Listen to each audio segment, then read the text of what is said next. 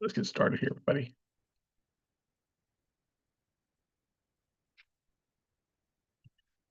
Good morning, good afternoon, and good evening, everybody. Hey, welcome to this episode of the Note Closure Show. As always, Scott Carson, excited to be here with you today. Hope you all had a great weekend. I had a fun weekend at the ballpark here in Texas. We have this last weekend was our state high school baseball championship. So if you guys know, I've been following some of the high school teams around town, probably 20 plus playoff games, and then of course the big daddy of them all. It was 11 games over 3 days at Dell Diamond, where our AAA affiliate, the Texas Rangers, the Round Rock Express play. So it was a lot of fun.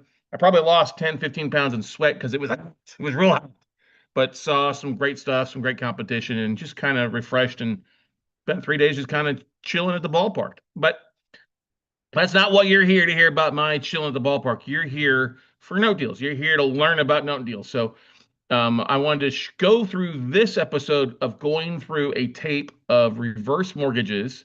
And we got a few folks here from our WCN membership join us live here. Good morning, everybody. You should be able to ask questions live. And what we've got here this tape came from our sources. This is a source that we've been buying from, I don't know, for 10 years. In a lot of cases, they're one of the biggest buyers of reverse mortgages. I think they bought 1,700 of them last year.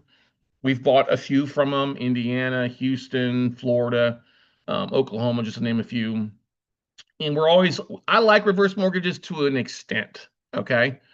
And I reached out to our trader over there, the guy that we deal with on a regular basis, say, hey, I always ask him like once a month, hey, what do you have new in your books? And he was like, well, I don't have anything new this month. We still have the same stuff that we had before. I was like, okay, well, and he sent me a refresh list of what's still available. And I send him a list of states that we buy in. And he's like, well, send me what list of states you want to buy in, and I'll tell you what we've got. And so, like, I send them stuff like I asked for the Carolinas, North and South Carolina, Texas, Oklahoma, Missouri, Ohio, Michigan. I didn't ask for Florida this time because they had a lot of stuff in Florida, but their pricing didn't make a lot of sense last time. So, but anyway, I thought I would go through this list. It's 52 reverse mortgages. All right. You can kind of see how it mapped out when we batch geoed it. All right. Quite a few in Oklahoma. They actually had some new ones in Oklahoma, and they've had some newer ones in the Carolinas, North Carolina, South Carolina, a couple in Ohio. But here's the play. And I wanted to make this an education moment because the tape we uploaded to our Basecamp group. If you're not part of our monthly membership, you don't get access to tapes. And yes, this tape can be cherry picked. You don't have to buy all of them. Okay. You buy one of them, you buy 10 of them. And the great thing about this is the asset manager, when we ask for pricing expectations, they'll come back and give us pricing expectations on a few of them. Like I had one of our students reach out to say, hey, I want to look at the North Carolina stuff. I said, okay, let me reach out and get pricing expectations. Sometimes it makes sense. Other times it does not make sense. Okay. And some of these properties can be in great shape. Others can be in a horrible shape. You got to realize on a reverse mortgage, that's used. I mean, it's an elderly person. Okay. 62 and a half. I'm only, 13, 14 years from being that. So I'm middle-aged, not elderly, but somebody's been living it for a while. They're outdated. And the ones that we have taken back have been outdated. We had to replace, update paint and carpet. We had to pull paneling out, put sheetrock in, update the fixture. Sometimes it's a heavy rehab. Sometimes it's lighter rehab. We pulled out this old overhanging light in one of the kitchens to brighten it up, paint the exterior, paint the interior. But the thing is that these properties have often been sitting vacant for a couple of years. And there's not a monthly P&I payment on the spreadsheet. That's one way you know. Now, in other tapes that we get from other banks and lenders and stuff like that, if they've got a tape and if it's a reverse mortgage on it, they will reflect the payment as $1. Okay, just as a different thing because there's a P&I payment column in there. So that's when I know okay, that's a reverse mortgage, right? The HUD Fannie Mae product. And we have to report back to the seller of what we sold it at because that's what HUD requires, is them to report back for their tracking on these foreclosures and what you sell it for and that kind of stuff if you foreclosed and then resold it. So it's just part of the process. You have to agree to do that. Now, the great thing about these, a lot of times they're already in the process of foreclosing. And why did I pick Oklahoma and North Carolina and stuff like that? Well, those are faster foreclosure states in a lot of cases. North Carolina has this upset bid thing. It can take a little while to get through, but it's okay. You can often find some pretty good deals there because if it doesn't bid at the auction, nobody upsets you in 30 days. Guess what? You now own the property. And that's the thing. Now, the great thing about the tape that they sent us, and you can see the map here. Let me share my tape now. Where is it at here? Here we go. is it gives us quite a bit of information. So let me go through the tape. So it gives us the loan number on it. I'm gonna go ahead and hide that. It gives us the address. It does give us the borrower's name, but I've hidden that because I don't want to get shut down for YouTube saying I'm bullying. Somebody reports me for bullying. Sometimes it's kind of funny. But anyway, so you got the full address, the city, the state, the zip, the property county, which just helps you check back taxes because there's always usually back taxes owed on this a lot of times. Although sometimes the existing lender or the previous have paid the taxes, avoid the tax foreclosure. It gives you the BPO. Doesn't give us a BPO date. Now, usually this is a full BPO. It's not as estimate.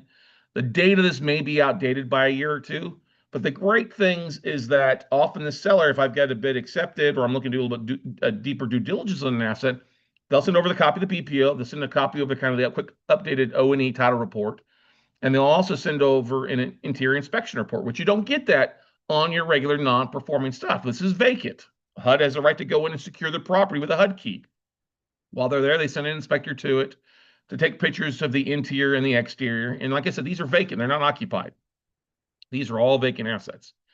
So that gives you a bit of a day. These are all usually single family homes. First liens, these are not second liens, they're first liens. There's three bedrooms, 3-bedroom, 2-bath, 1.5 square foot, year built. Okay. Is there a garage? It doesn't say if it's attached or not attached. And this is kind of yes, or carport to put that in there. And they tell you where they're at in kind of the foreclosure process, pre-judgment, pending first legal. Oh, that's the great thing too, is I will also get, the seller will also send us over the servicing notes and legal notes where they're at. So it kind of gives you an idea where to look at for the foreclosure process. This is as of June 2nd. So this is 7 days ago. Pre-judgment, pending first legal, post-judgment, that means it's going to foreclosure. Pre-judgment, mid-summary judgment filed is in the process. No open foreclosure means you got to start it. Pending first legal, pre-judgment, and then, it's the same thing. And then you have the maturity date when this loan was supposed to mature. Because it's a reverse mortgage, the borrowers had equity at some point, and they cashed that equity in to kind of annuitize their house. So if they have a ton of equity, which is usually what you need as a reverse mortgage, the lender will come in, give you a lump sum of that equity, or they'll pay you monthly out of that equity as like an annuity to you. And then when you've passed away, your heirs have the first right of refusal to come in and pay off that mortgage, whatever the balance may be, and take the property back. Well, the reason it doesn't happen, because we all know family members don't often have a lot of money to pay off this mortgage or get refinanced. And we know it's still a bit difficult now to get financing too, especially if it's not your primary residence. So, of course, current interest rate is all zeros across the board here for you. Then it gives us lostment, P&I payment. We know that's, zero, escrow payment, zero. Now, some of these in the past, now we've seen usually taxes, like I say, taxes have often been paid by the servicing company, like CoreLogic will often show up as who it is. They'll tell you the due date. Now, the due date is important to keep in mind. Is usually this is when the borrower has passed away. It's usually upon passing, the mortgage becomes due. So you can see that some of these have quite a bit of due date. 2019, that's 6 years ago, right? Well, 5.5. 2021, 2023, that's relatively new. We'll see if anything newer than 2023. February 2023. February 2023, it's June. Yeah, so they're all going to be, 6, 7, 8 years old, as far as nobody's been living in it for a while. Okay. Then you have, they don't have last payment received because these people are making payments. Okay. So just something to keep in mind. Don't worry about it. Current unpaid principal balance, kind of deferred principal, deferred interest, none that's on there. And then you have the total balance, which basically is the same thing as a current UPB. And then you have the estimated full payoff. Now, what happens is that mortgage payment still keeps stacking up. Okay. So there's usually a traditional mortgage payment that's applied to it that it gets added to it. So if this hasn't been paid, you can see the full payoff is $435 versus $399. So there's $36,000 in back payments. An estimated full payoff, that's estimated full payoff depending on if the full amount is collectible based on statute of limitations, which usually it is. Okay.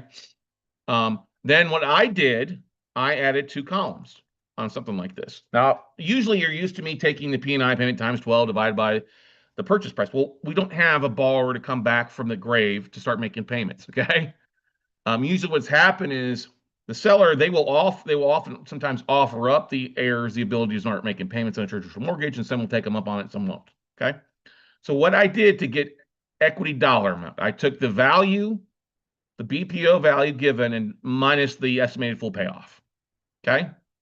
And I took that amount, that 135, and divided that by the BPO value. That's why if they got 135,000 negative equity and divide that by 300, you see it's a 45% negative equity. So they're upside down in some of these. Now, the pricing on this stuff, it varies.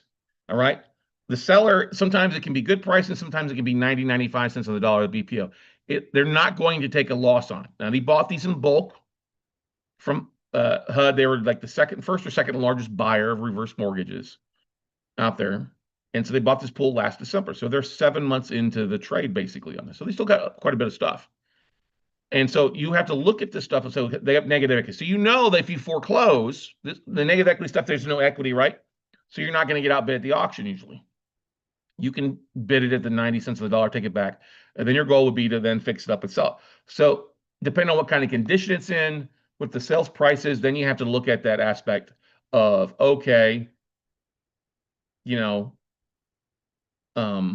is it worth me foreclosing on this to either make like a quick, like we did let me give you a better example of this. So about a month ago, we did the episode on the Green Acres reverse mortgage in Georgetown, Texas, right? They wanted 100,000. It was trash. I did a walkthrough. Full payoff was 120. Well, they sold it at auction at 120. They made 20K on it. That's good for them. For me, I wouldn't have made 120 on it because I would have had to borrow money at 100. And then I probably could have sold it at foreclosure auction. Yeah, I could have sold it at foreclosure and made somewhere around $10,000 to $15,000 if I split it with a private money investor. It could have been impossible. The big fear about that one is I didn't want to rehab. That's basically a tear down property, 45 minutes north of here. Now, well, that's relatively closer than, like, say, Houston or even Anderson, Indiana, where I've bought them before. I don't like big teardowns. And it was in a really weird unzoned property. I mean, no HOA, don't get me wrong, I hate HOAs, but it was all over the place out there. And it was just like, I don't want something that's weird in kind of an outlying area. Unless I'm buying something for myself that I can build on, that's a different story. But I didn't want to buy in this area. Um, for my own self, and it didn't make sense as an investment property because it had been a full rehab. Now, yes, could comp's been at 300,000 if something had been rebuilt there? Yes, but I'm into it for 100 plus change, and I got probably put $150,000 building. That's not a good thing to be doing right now with where interest rates are. So the idea here is to find something that looks good, relatively decent, okay, and then find out pricing and stuff like that. So I kind of flip the script a little bit. Many times, we'll run numbers, percentages, ROI, if they reperform or not reperform. Well, now we're just looking at foreclosure on this stuff. Okay.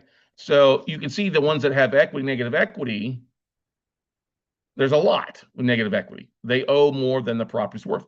So on that, let's do this. Let's figure out, we're going to run some numbers on this and just say 80% of fair of the BPO number. Now I'm going to go back and change on some of these because we've got individual numbers on here. I'm going to change that number because the ones that are negative, then our highest and best is the BPO they pull. And of course, we'll pull our own BPOs, we'll pull our own title report because their stuff may be outdated, but we'll still do this. So we're just going to put a number in here, 80% of BPO. So we're going to go over to the 300,000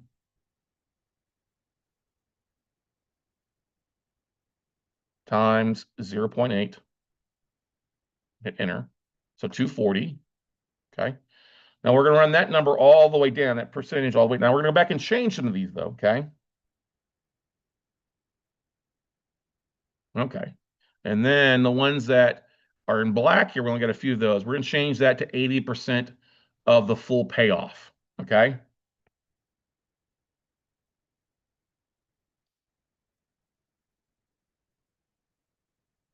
And we're going to copy that formula individually where we see these ones that were in black, where they have positive equity, okay?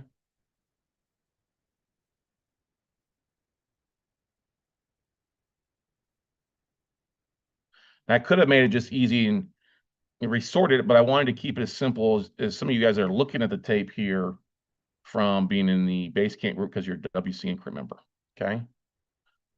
All right, like this is like 1%. It's about the same. Yeah.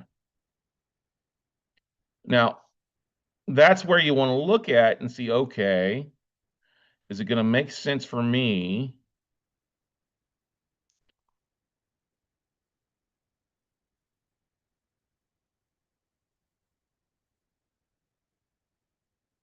All right. Now that we have kind of our 80% of either the value, where when remember it's upside down, so we go off value because that's a lower number. The ones that have lower full payoffs below value, then 80% of the legal balance is probably where you need to be. Now you can kind of figure, okay, what kind of profits do you have? All right. Now, obviously, things are going to change up a little bit. 80% of BPO. Okay. So this would be your off 80% of BPO or legal balance.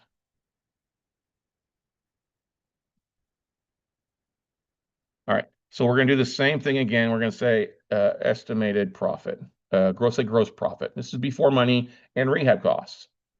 And the idea is hopefully they'll come back in and be something below 80%, 60, 70% would make sense. But I don't know exactly. They're all over the board on pricing.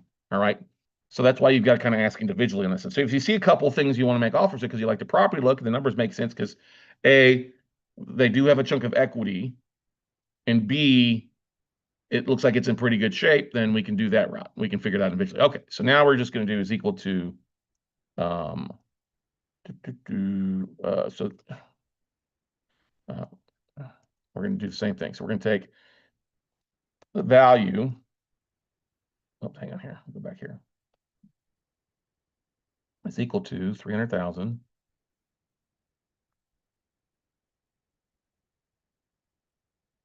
minus what we bid on it. That's 60,000 profit. Okay. We're going to copy that all the way down here. Okay. Now, that's gross profit on the upside down ones. Now, what we have to do is change the ones where they do have value, right? Okay. So the ones where it's negative, I mean, where there is equity, right? So this is where you would change it. So your gross profit wouldn't be the value. It'd be basically your full legal balance minus the 80% of legal balance. So this potentially, now that can't be right. Equity percentage. Oh, I typed it in wrong.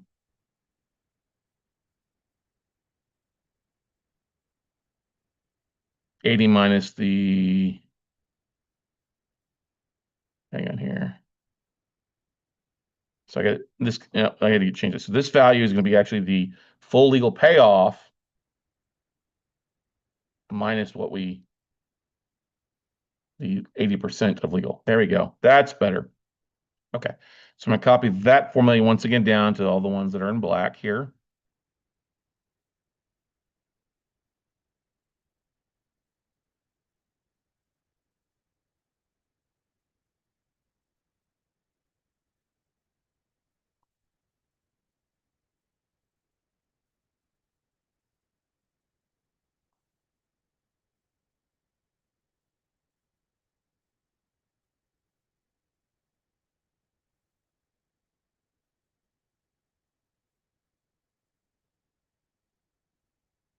Okay. So this is the profit if we sold gross profit at foreclosure sale.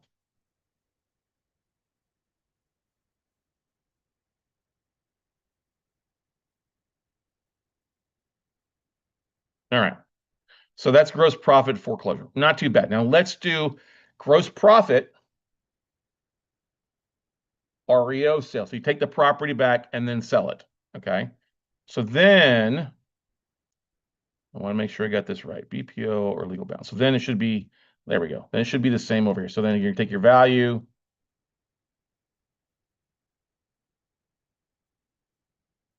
minus your, what you paid for it. So 80% of the BPO.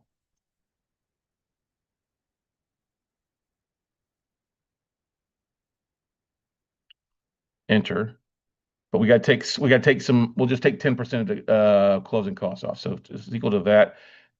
minus that, and then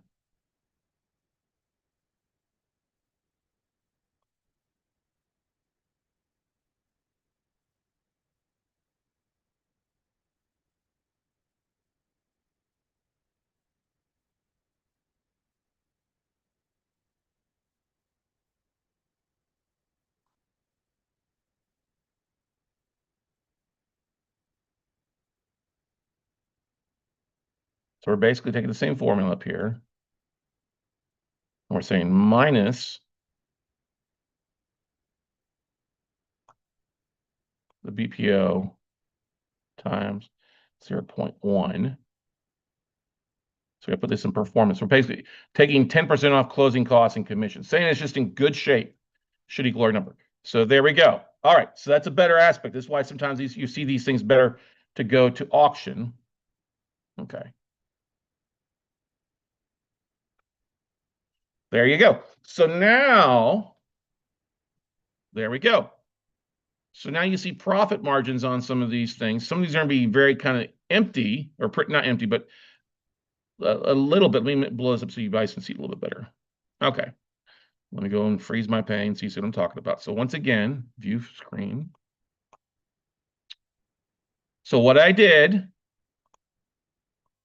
is okay, so the first column here that we entered in here is potential if you sell at the foreclosure auction for what's owed, right? Either the legal balance or the value of the property, okay?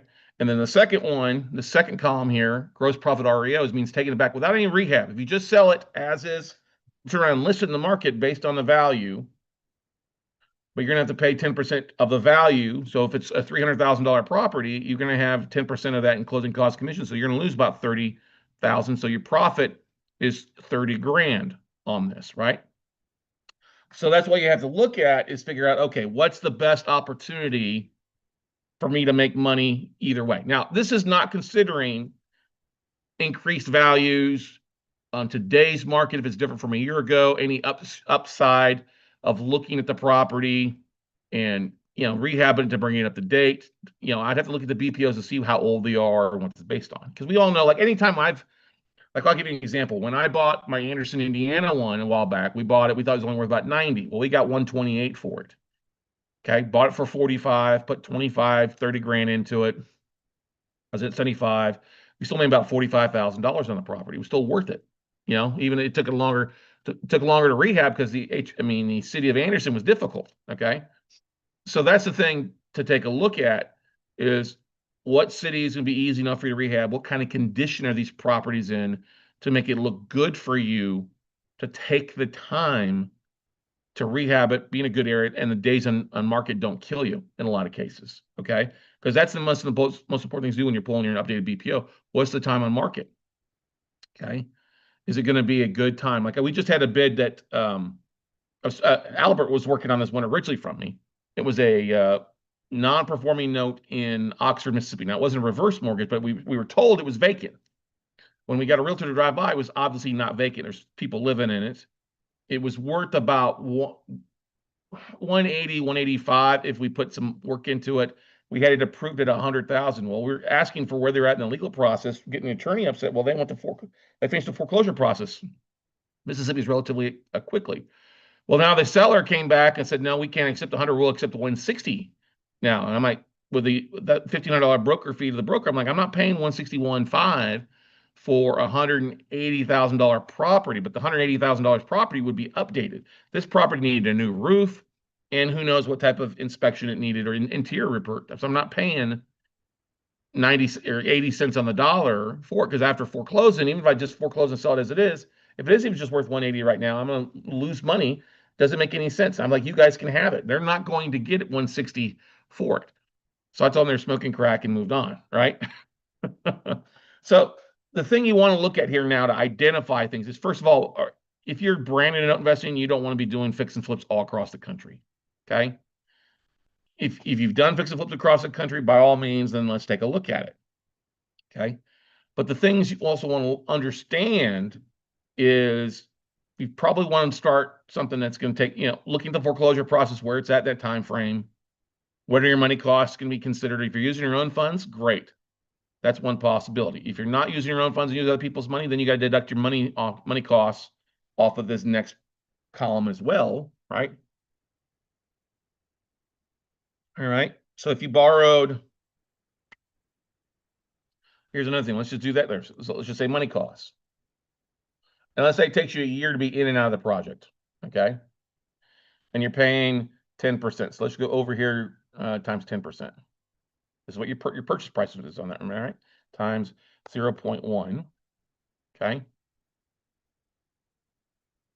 So that's your money costs right there, okay? Money costs 1 year, we'll just say 1 year. And then let's just say, let's say you can give you know, let's say if you foreclose sell the auction, be in less than 6 months, okay? Money costs 6 months.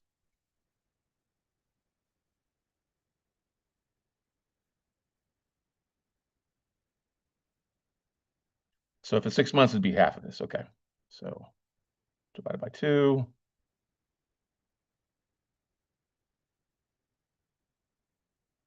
And there you go. So if you're borrowing money at 10%, now you kind of see what your full profit is. Okay, so let's do this. So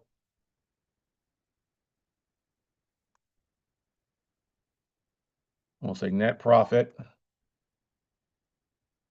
foreclose, net profit, REO. Okay, just as it is. If you can get higher returns, because like I said, you get a higher value, then your profit margin should be higher, right?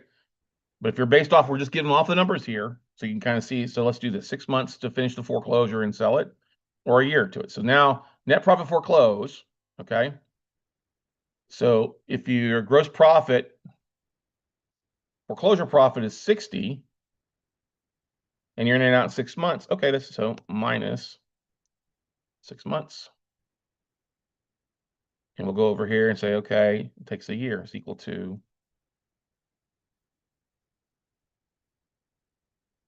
minus 1 year. There you go. Now let's take this all the way down. Now that gives you a bit of an idea. After your money costs, this is kind of the column you want to shoot for now.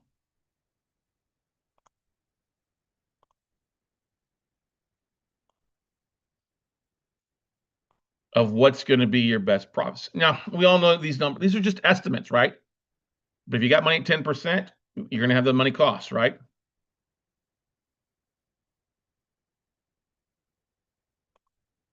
Yeah.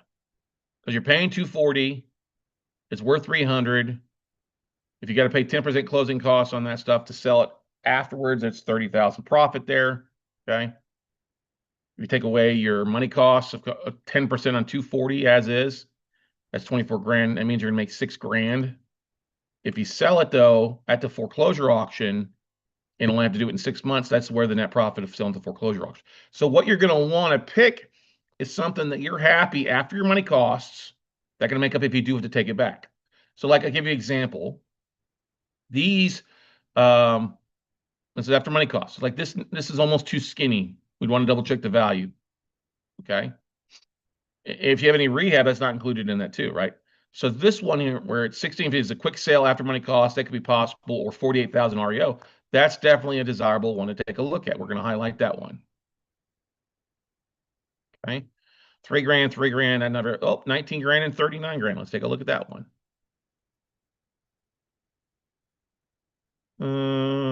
Let's see. Oh, 24 and 61,000. That might be something to take a look at.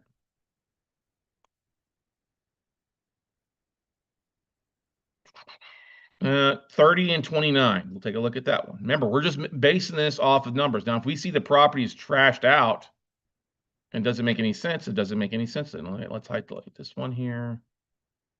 Okay. Now, of course, the idea here, ladies and gentlemen, is to ask kind of pricing. So if he comes back in pricing and pricing is better than 80 cents a dollar, 60 or 70, our values may see more deals. It may adjust our numbers quite a bit. But if he comes back as, numbers are higher than 80%, 90%, it may kill some of these deals as well. Okay. But you see these are pretty much break even if you have to take it back and sell it as is. If you sell it to foreclosure auction, great. Okay. Here's only 22 and 37. We'll take a look at that one. 27 and 35. And most of these are going to be ones where there is some equity. All right. 22 and 36.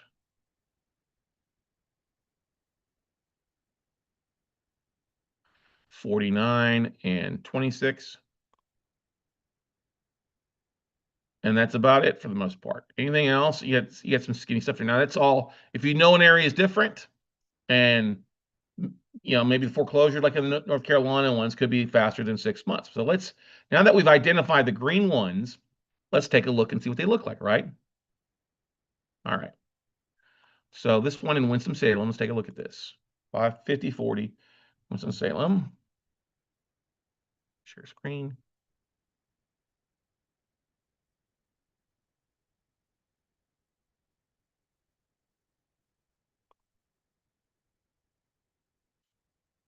Let's do it different.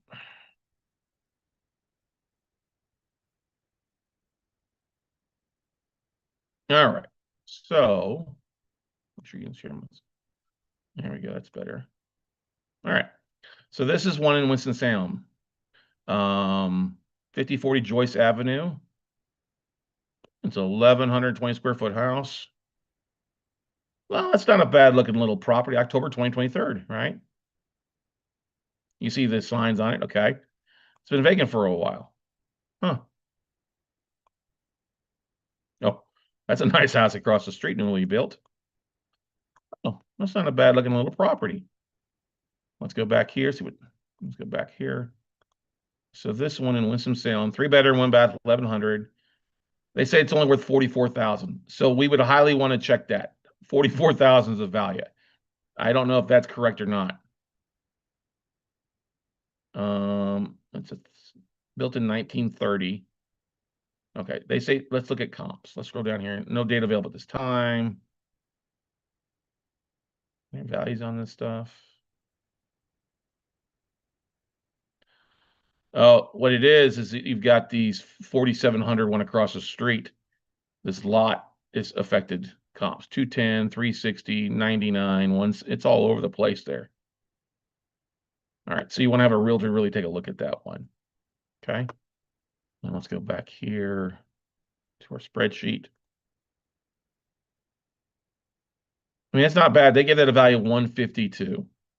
Okay. We're going to move that I would look at that. I still would look at that. Okay. Let's go down to the next one in King, North Carolina, 100 Lake Street. Current value says 162.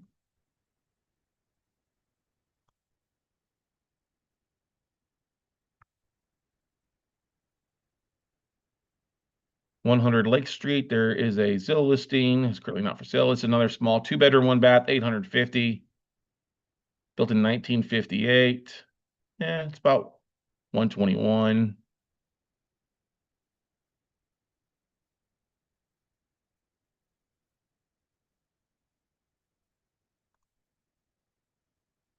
It's a sizable lot, right? Hmm.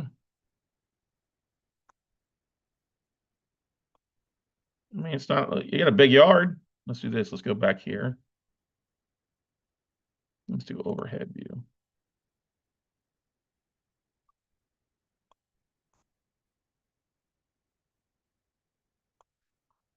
So it looks like it's probably based on this line. Yeah, it probably goes all the way back there. It's a pretty good sized lot. You could build something else on that if you want to.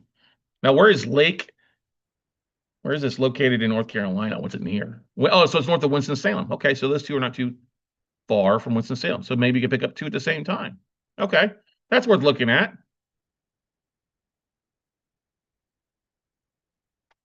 Okay. Let's go down to Gastonia. I know Gastonia area. Been there a few times. About at 220. See, okay, so here's the thing. This previous one in King, they valued at 162 as a BPO, which Zillow showed 121. So that may be old. All right. So this one says 220 in Gastonia.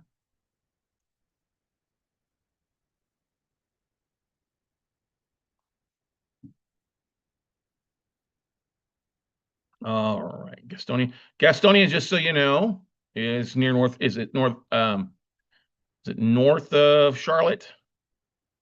Yeah. Well, see, it's more west, northwest. Okay. So you can see this is like a normal kind of cookie cutter home there. Drop our little guy there. Go take a look. Boom. I like Gastonia. It's not a bad area. That's our house. This is April 2023. So it's been vacant for a little while.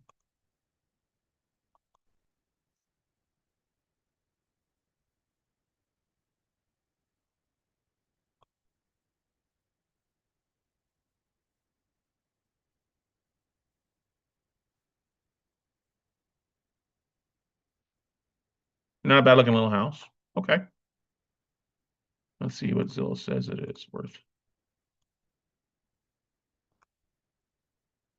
Two 215, 216. Okay. Back to our spreadsheet.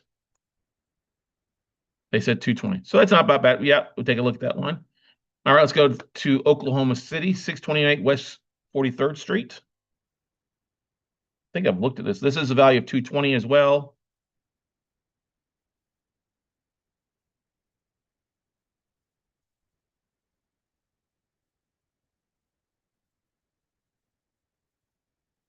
See what this one looks like. This is in Oklahoma City, so you know where it's. Oh, yep, not bad. Yeah, that's a pretty good looking little house, right? February 2024. So this is a year and 4 months. A 60-month-old photo. Neighborhood looks pretty normal. This property, 628, is 20232, 2,100 square feet. So it's a pretty good size house. Okay. Not too shabby. I would still look at that one. Let's go back here, back to our spreadsheet. So they said, oh, see, they valued that one at 220, a little bit less. Then we get to Norman, Oklahoma, where the University of Oklahoma is at, just south of Oklahoma City.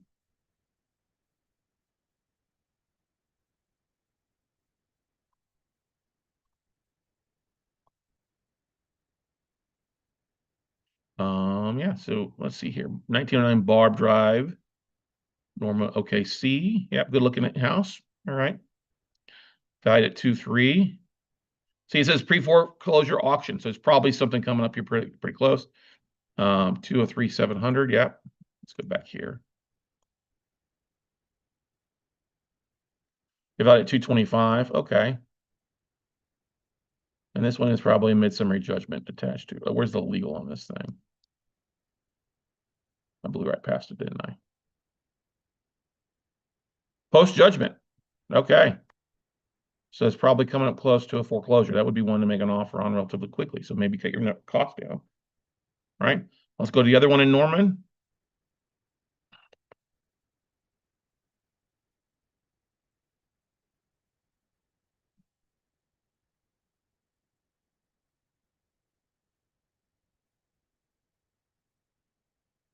This one is newer on the list. This is from March of this year, so it's only a couple months old. Can't tell if it's a plastic. One of those plastic roofs that needs renewed. If it's an older house. Older neighborhood, smaller neighborhood. That's okay. Not bad looking. I think it needs a new roof though, so you keep that in mind. Yeah, it's only 800 square foot. I'd almost 137 to say the value of this one is. What did they give us the value of this one in Norman? Yeah, they're a little higher on that one, 178. Maybe with a new roof, yes, but not as it is. That one I would kind of question it. All right, let's go over to, I don't know where Catoosa, Oklahoma is.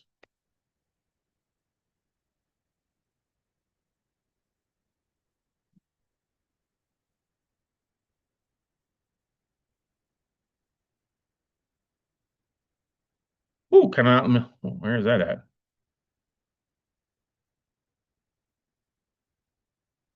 Where is Catoosa next to?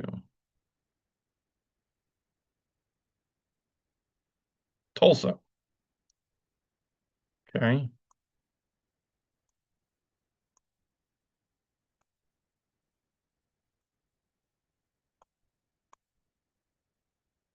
Hmm.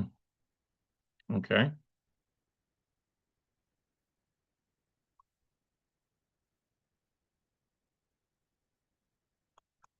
Is it that one or is it this one down the road here?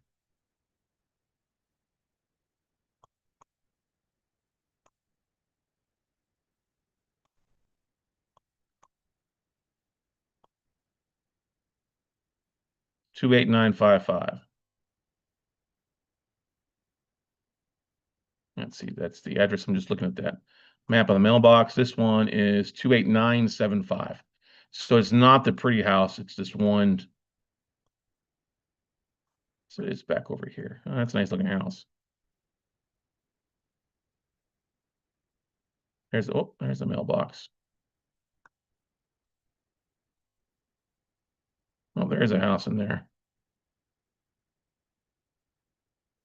Hmm. Well, that might be good, might not, it might be bad. It says somebody, I'll take a look at that. Okay, so that's Catoosa. Let's look at this one in South Carolina. All right, there's one in Hartsville, South Carolina, valued at 175, they say.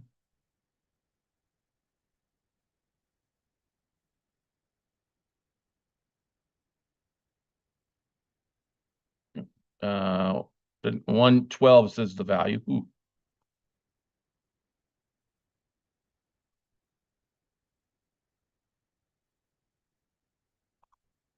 Looks like it's got some weeds.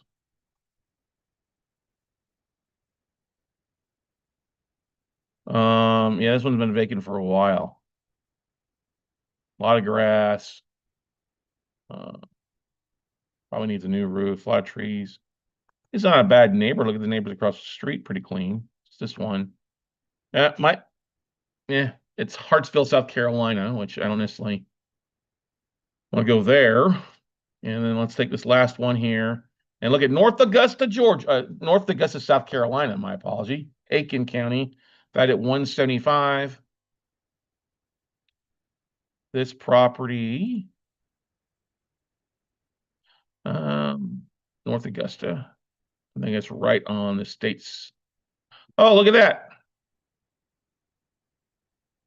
This photo is from August of 2019. Oh, that's so bad. Let's see, let's go back here to our spreadsheet real fast. Let's go over here. We're going to unhide a couple columns. That's it. That's the borrower's name. That's their house. Yep, Dan Serb. You can see the thing right there. Dan Serb. All right, 107. Ouch. And look at that little property. Now, this is from 6 years ago, August 2019. Pride of ownership. They got a lot of, I wonder how the property looks now. We don't have a current photo of it, but that's got a lot of pride. I would, let's go back and let's see what the sale gives it a value of. That's not bad looking little property. 113, 114.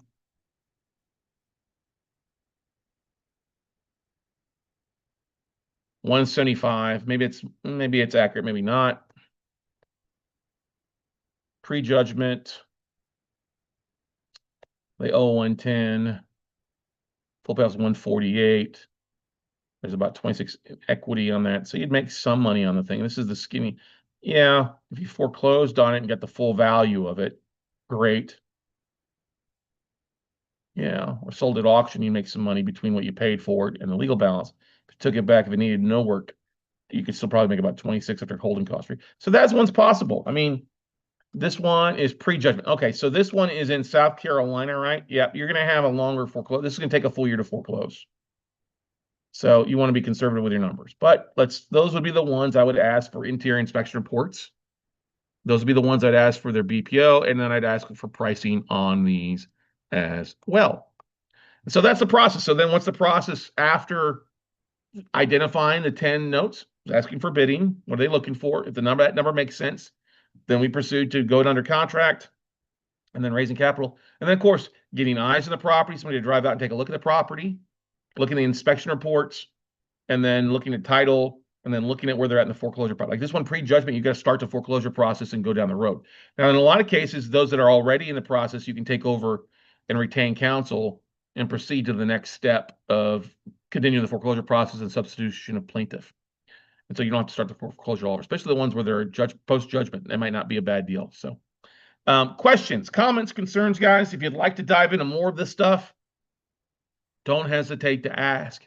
On the podcast episode, what I'll do is I'll put in the actual batch geo link so you can see the link of the actual map that we, when I mapped it in batch geo, so you can see the addresses. I won't share the spreadsheet unless you're a WCN crew member, and you can always get signed up for our monthly membership. It's just $97 a month by going to noteumbrella.com. That's noteumbrella.com. So if there's no any questions or comments, thank you guys for that. Hopefully that was valuable to you. 52. So what did we finalize it down to? We finalized it down to going from 52 down to 1, 2, 3, 4, 5, 6, 7, 8, 9, really 8 with that one with a bad roof in Norman. And that's all based just off the numbers here. If we find numbers, our own due diligence, our own BPOs comes back obviously less, then we obviously will fade our bid and reduce it down. But that's the next step. Is like I said, okay, let's get what are you looking for in these? Were these 8 or 9 that you're looking for pricing? And we'll go from there. And that's exactly what I'm gonna do when I get off the phone with you guys here, get off the webinar with you. I'm going to send an email to my asset manager, hey, with those loan numbers and the address, say, hey, what's your pricing point on these? And let's go from there. And like I said, somebody asked for all the North Carolina ones. I'll get price in North Carolina. I already requested that on Friday. So hopefully I'll have that in later this week as well too. And I'll be able to go back in and see how do those numbers match up with where everything is LSS. And because that's where, if you know specifically the number side, great, that helps you adjust things. But if you don't have the bids, what they're looking for pricing, you kind of have to spitball it like this and go from there. And like I said, sometimes they've been high, sometimes they've been low. It's just a matter of going through this tape, 52, to find your 5 or 6 needles in that haystack. All right, everybody? So hopefully it's helpful for you. As always, check us out, weclosenotes.com. Thank you for listening. And, if you're looking to get dive in the note business, check out our free online class at noteweekend.com. That's noteweekend.com. Thanks, everybody. Have a great day. We'll see you at the top.